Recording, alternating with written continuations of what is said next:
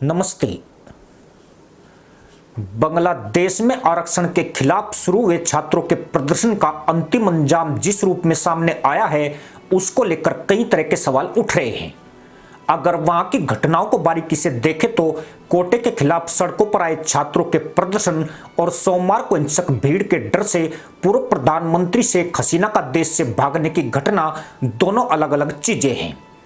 भारत समेत दुनिया में कुछ अति उत्साही वर्ग बांग्लादेश में तख्ता पलट को जन आंदोलन का नतीजा बताने में लगा है, लेकिन वहां पिछले एक पखवाड़े के घटनाक्रम को गौर से देखें तो तस्वीर पूरी तरह से अलग नजर आती है।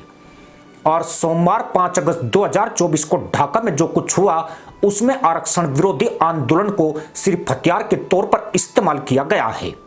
बांग्लादेश में जुलाई में जो छात्र आंदोलन शुरू हुआ था, वह 1971 में मुक्ति वाहिनी की ओर से लोकतंत्र के लिए पाकिस्तानी सेना से लड़ने वाले जाबाजों के बच्चों के लिए 30% सीटें आरक्षित करने के खिलाफ था। छात्रों का विरोध इस बात को लेकर था कि शेख हसीना सरकार ने यह कोटा अवामी लीग के समर्थकों के लिए शुरू किया है।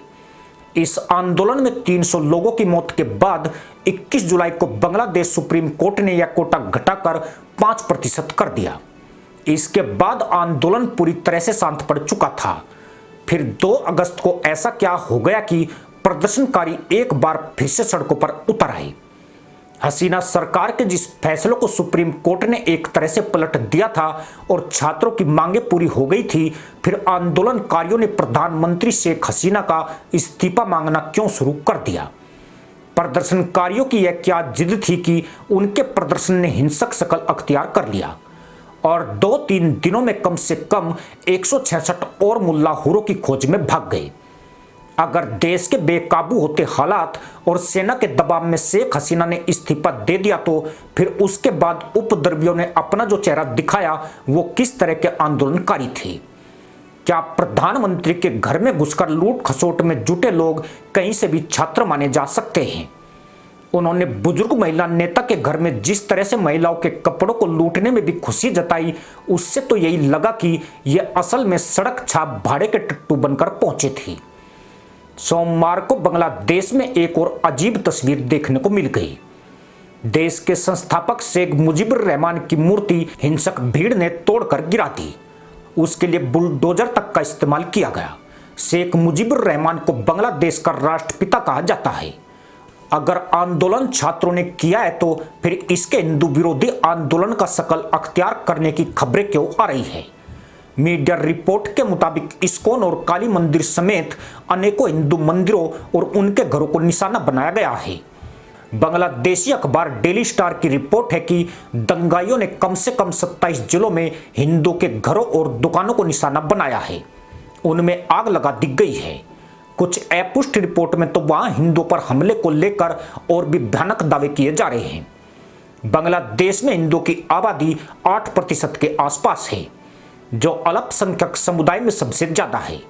पाकिस्तान की तुलना में मुस्लिम बाहुल्य इस देश में शुरुआत से ही हिंदुओं का दबदबा रहा है। बांग्लादेश में हिंदू सियासी तौर पर काफी ज्यादा प्रभावी हैं। 2024 में बांग्लादेश में 12 हिंदू सांसद चुने गए थे। 2019 में यह संख्या 19 के करीब थी। शेख हसीना की सरकार में हिंदू कोटे से 4 मंत्री बनाए गए थे। इन मंत्रियों के पास स्वास्थ्य, खाद्य और लैंड रिफॉर्म जैसे बड़े विभाग थे। बांग्लादेश के 3 जिले ऐसे हैं जहां हिंदुओं की आबादी 20% से भी ज्यादा है। ये जिले हैं गोपालगंज, मौलवी बाजार और ठाकुरगांव। इन जिलों में लोकसभा की 10 सीटें हैं। शेख हसीना की सत्ता जाने के बाद सबसे ज्यादा आशंका इसी बात की जताई जा रही है कि बांग्लादेश में अब हिंदुओं पर सत्ता और उनसे जुड़े लोगों का अत्याचार बढ़ेगा। भारत में भी इस बात की सुगबुगाहट हो रही है। इन दावों का जो आधार है, वो वहां की बांग्लादेश नेशनल पीपुल्स पार्टी और जमाते इस्लामी की पुरानी कार्यशैली है। अब सवाल यह भी है कि आंदोलन छात्रों ने किया और देश छोड़कर तत्कालीन प्रधानमंत्री शेख हसीना को भागना पड़ा, तो इसमें उनकी कट्टर राजनीतिक दुश्मन बेगम खालिदा जिया की रिहाई की स्क्रिप्ट क्यों लिख दी गई? बांग्लादेश के सेना प्रमुख वकार उज़्ज़मान ने अंतरिम सरकार के गठन की घोषणा की है। अगर यह जन आंदोलन शेख हसीना के खिलाफ था, तो इसमें भ्रष्टाचार के मामले में जेल में बंद पूर्व प्रधानमंत्री को मुख्य धारा में लौटने का रास्ता क्यों साफ किया गया? ये तमाम तथ्य इस बात की ओर इशारा कर रहे हैं कि बांग्लादेश में अभी जो अराजकता और अस्थिरता पैदा हुई है उसके पीछे पाकिस्तान समर्थक कट्टरपंथी ताकतों का हाथ है। कई रिपोर्ट यह भी है कि वहां की घटनाओं में पाकिस्तानी खुफिया एजेंसी आईएसआई का हाथ है। इसी के साथ अनुमति दोस्तों, जय हिंद, वंदे मातरम।